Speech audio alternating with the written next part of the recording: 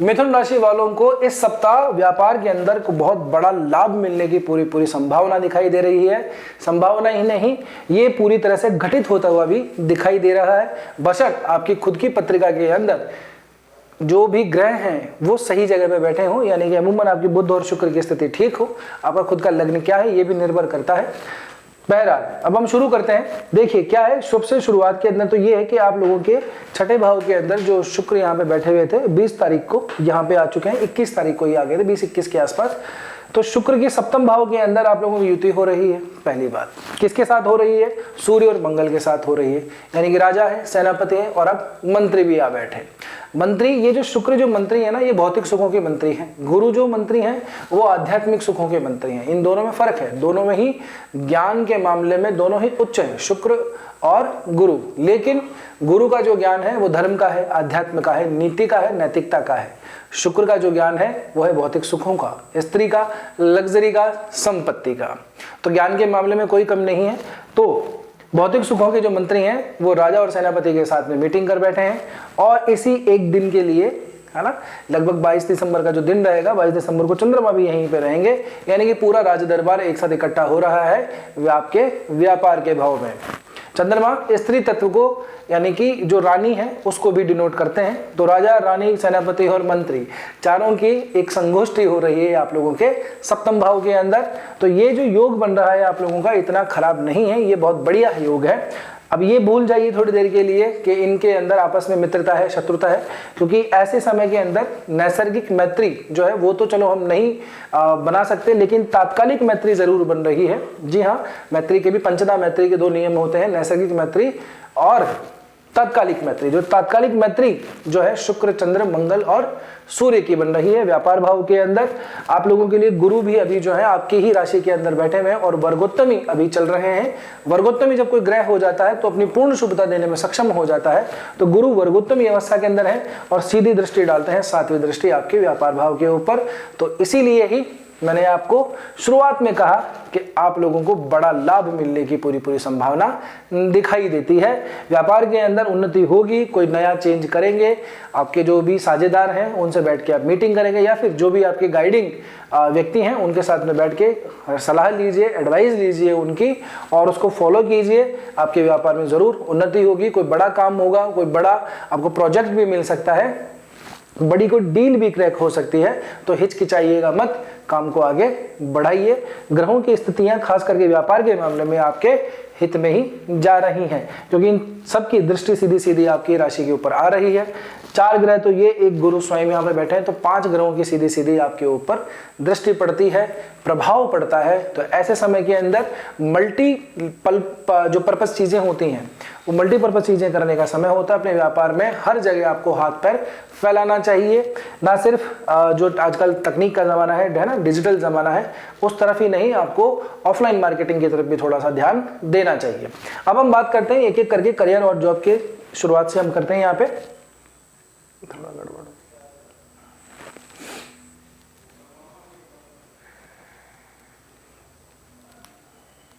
सुन, cut जाएगा नहीं? हाँ कटेगा। नहीं, जो मैंने पहले बोला थोड़ा सा बता देना क्या काटना है, काट दिया। हाँ, याद से।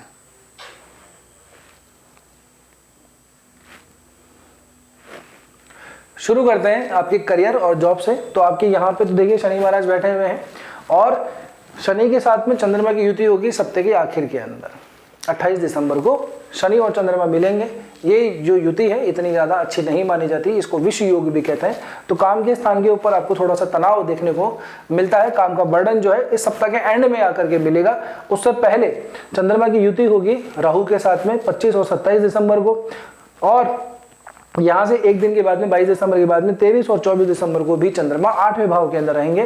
तो अमूमन चंद्रमा की जो ये स्थिति है, जो गोचर चल रहा है, ये इतना आप लोगों के लिए इतना हित में नहीं रहेगा। हित में किस बारे के अंदर मैं कह रहा हूँ, तो मेंटल पीस नहीं रहेगी, अशांति से रहेगी, दिमाग में स्ट्रेस बना हुआ रहेगा, चीज़ों के बारे में आप बहुत ज़्यादा सोचेंगे और कई बार ऐसा हो सकता है कि आप थोड़ा सा घबरा भी जाएं, थोड़ा डर भी जाएं, कोई बड़ा स्टेप, क्योंकि इतनी अच्छी युति आ रही है, ऐसा कोई योग बन रहा है, तो ऐसे समय के अंदर हो सकता है कि आपको आगे बड़ा स्टेप लेने से पहले बहुत ज़्यादा थोड़ी सी डर भी लगे, एंजाइटी बने, घबराहट बने। तो बड़ा इन्वेस्टमेंट का समय है, बड़ा प्रोजेक्ट आप लोगों को मिल रहा है, तो इसी चक्कर में हो सकता है आप लोगों के दिमाग में थोड़ी सी टेंशन, एंजाइटी, डिप्रेशन वगैरह चीज़ रहे, पर चिंता की बात नहीं है। अगर काम से संबंधित चिंता है तो कोई दिक्कत वाली बात नहीं है, थोड़ी बहुत चिंता तो होनी भी चाहिए।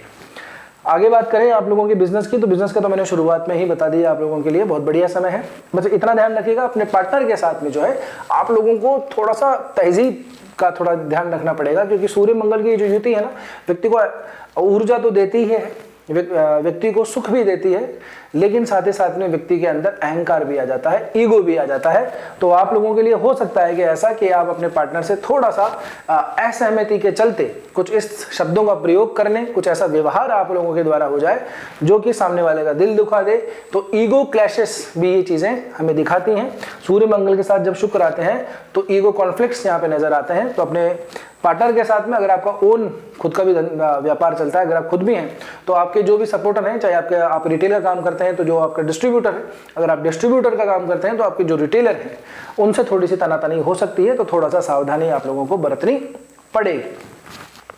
वेल्थ एंड प्रॉपर्टी के बारे में बात करूं तो यहाँ पे वेल्थ एंड प्रॉपर्टी के लिए इसका जो मालिक है ये आपके छठे भाव के अंदर गया हुआ है बुध, तीसरे छठा गया, ये जो अपने भाव से देखेंगे तो यहाँ से 11वें और तीसरे का संबंध बना रहे हैं।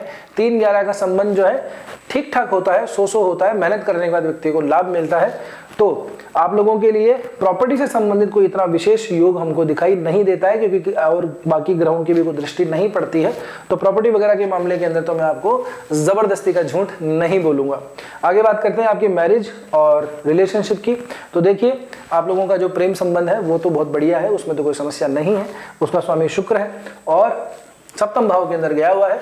तो ये जो समय है आप लोगों के लिए, ये समय है अपने रिलेशनशिप को गंतव्य तक पहुंचाने का, परिणति तक अपने रिश्ते को पहुंचाने का।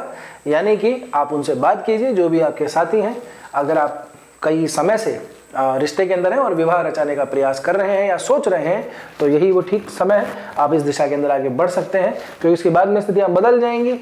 जब स्थितियां बदल जाती हैं तो हमारे साथ में घटनाक्रम भी बदल जाते हैं।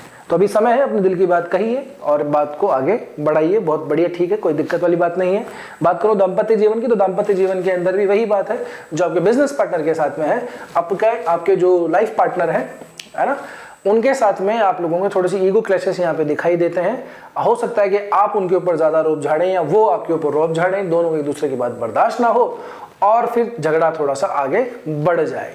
क्योंकि जवाब का जब प्रत्युत्तर मिलने लगता है तब बातें बढ़ जाती हैं। तो बातों को बढ़ाना नहीं है, उसको कम करना है। इस बात का ध्यान रखिएगा इस सप्ताह के अंदर। स्वास्थ्य की दृष्टि से अगर मैं कहूँ आप लोगों के लिए, तो समय इतना ठीक नहीं है।